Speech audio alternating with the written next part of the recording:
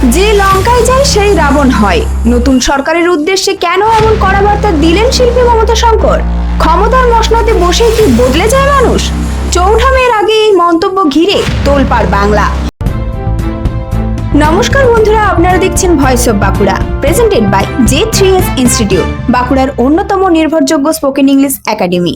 2026-এর ভোট যুদ্ধ শেষ, ইভিএম এ বন্দী বাংলার ভবিষ্যৎ। এবার প্রশ্ন একটাই, বাংলায় কি ফিরবে পুরনো সরকার, নাকি আসবে পরিবর্তনের নতুন ঝড়? আর ঠিক এই উত্তাল রাজনৈতিক আবহে বিস্ফোরক বার্তা দিলেন কিংবদন্তি অভিনেত্রী ও নৃত্যশিল্পী মমতা শঙ্কর। তিনি সরাসরি নতুন সরকারের উদ্দেশ্যে কড়া হুঁশিয়ারি দিয়ে বললেন, যে লঙ্কায় যায় সেই যেন রাবণ না হয়। অর্থাৎ ক্ষমতায় এসে যেন কেউ জনসেবার কথা ভুলে না যায়, ক্ষমতার অহংকারে যেন অন্ধ না হয়ে পড়ে। রাজনীতি যেন মানুষের জন্য হয়, ক্ষমতা প্রদর্শনের জন্য নয়।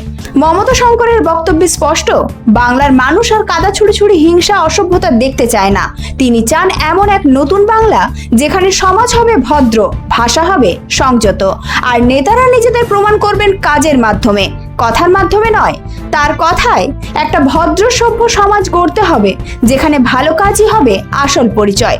শুধু বাংলা নয়, তিনি স্বপ্ন দেখছেন এমন এক বাংলার যে আবার গোটা দেশকে পথ দেখাবে। বাংলা আজ যা ভাবে, ভারত কাল তা ভাবে, এই ঐতিহ্য ফিরিয়ে আনার ডাক দিয়েছেন তিনি।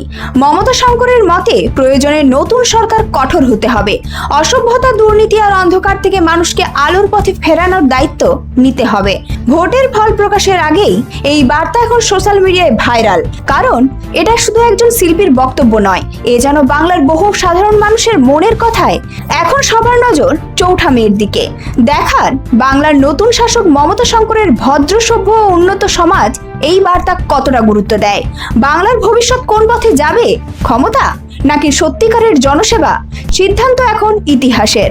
এই ধরনের গুরুত্বপূর্ণ খবর সবার আগে পেতে আমাদের চ্যানেলটি সাবস্ক্রাইব করুন আর ভিডিওটি শেয়ার করতে ভুলবেন না।